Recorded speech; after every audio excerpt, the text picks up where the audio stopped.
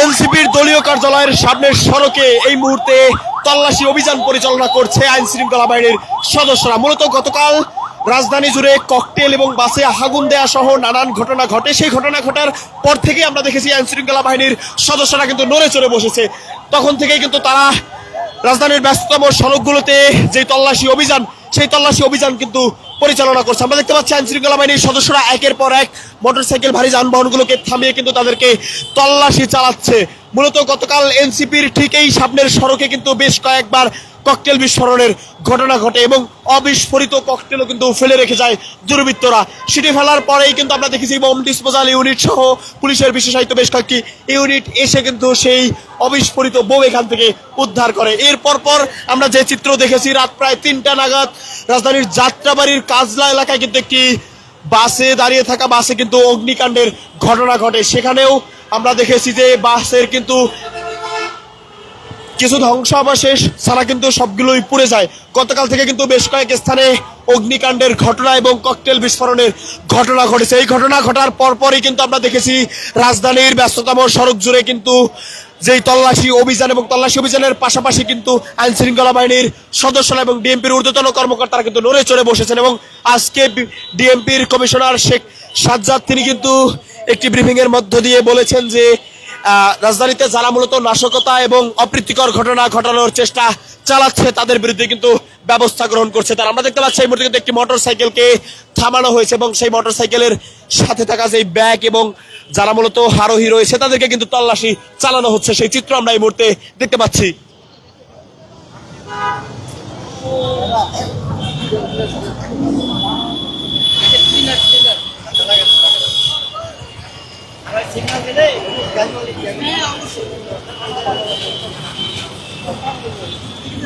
দর্শক, এই চিত্র কিন্তু এনসিপির যেই অস্থায়ী দলীয় কার্যালয় রয়েছে বাংলা মোটর রূপায়ণ টাওয়ার, সেই রূপায়ণ টাওয়ারের সামনের সড়কে, এবং সেখানেই কিন্তু আমরা এই মুহূর্তে দেখতে পাচ্ছি যে একের পর এক কিন্তু মোটরসাইকেল এবং ভারী যে সকল যানবাহন রয়েছে সেগুলোকে থামানো হচ্ছে এবং থামিয়ে কিন্তু তাদেরকে তল্লাশি করা হচ্ছে। সেই চিত্র আমরা এখানে দেখতে পাচ্ছি। বাংলাদেশের এমন কোনো ভিডিও নাই মানে ওই ভিডিওটা না গেছে।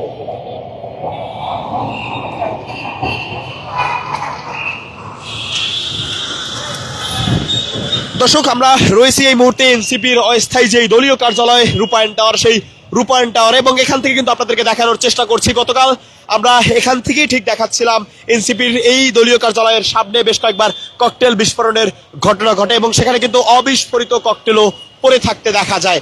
এরপর আমরা দেখেছি এখান থেকে কিন্তু আইন শৃঙ্খলা বাহিনীর সদস্যরা নড়ে চড়ে বসেছেন। তারা কিন্তু গতকাল থেকে এখানে যেই চেকপোস্ট বসিয়েছেন এবং মোটরসাইকেল এর পাশাপাশি যে সকল ভারী যানবাহনগুলো রয়েছে সেগুলোকে থামিয়ে কিন্তু তারা তল্লাশি করছেন। মূলত তাদের কাছে অপ্রীতিকর ঘটনা ঘটানোর জন্য কোনো সরঞ্জাম রয়েছে কিনা সেগুলোই কিন্তু ইতিমধ্যে আমরা দেখতে পাচ্ছি যে তারা তল্লাশি করে সেগুলোকে বাজেয়াপ্ত করছে।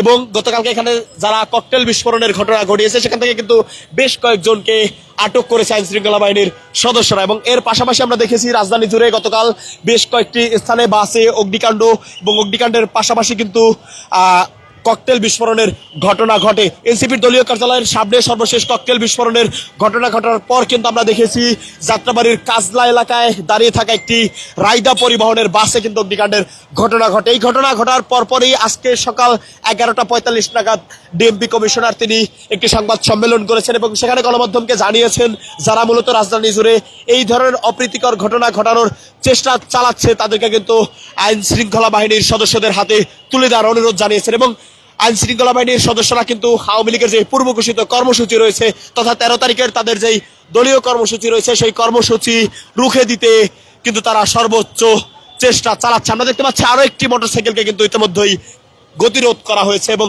মোটরসাইকেলে থাকা যে দুইজন আরোহী রয়েছে তাদেরকে কিন্তু এই মুহূর্তে তল্লাশি চালাচ্ছে। তাদের সাথে থাকা ব্যাগ, সেই ব্যাগেও কিন্তু আমরা দেখতে পাচ্ছি এই মুহূর্তে তল্লাশি চালাচ্ছে।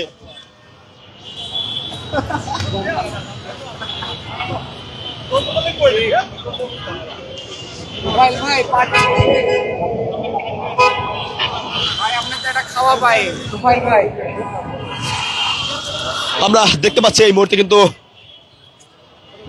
একটি মোটরসাইকেলের থাকা দুজন ব্যক্তির ব্যাগে কিন্তু তল্লাশি চালানো হচ্ছে। মূলত গতকালকে যে অপ্রীতিকর ঘটনা ঘটেছে সেই ঘটনা ঘটার পর থেকে কিন্তু আইন শৃঙ্খলা বাহিনীর সদস্যরা নড়ে চড়ে বসেছেন। তারা রাজধানী জুড়ে অস্থায়ীভাবে তাদের যেই তল্লাশি অভিযান সেটি কিন্তু পরিচালনা করছে এবং এছাড়াও ডিএমপি কমিশনার যেমনটি জানিয়েছেন তাদের কিন্তু আরো বেশ কিছু কৌশল রয়েছে এই নিষিদ্ধ সংগঠন বা কার্যক্রম নিষিদ্ধ আওয়ামী লীগের যেই সমাবেশ 13 তারিখ বা তাদের যেই পূর্বঘোষিত কর্মসূচি রয়েছে সেটি রুখে দেওয়ার জন্য আরো কিন্তু বেশ কিছু কর্মসূচি তারা হাতে নিয়েছেন।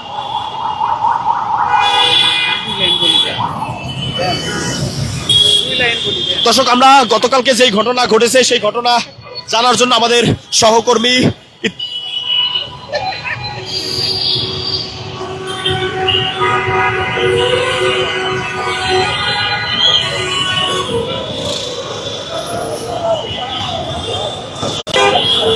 দর্শক, এনসিপির দলীয় কার্যালয়ের সামনে পুলিশের অস্থায়ী চেকপোস্ট থেকে সর্বশেষ জানাচ্ছিলাম আমি তোফায়েল আহমেদ, বাংলা নিউজ 24, ঢাকা।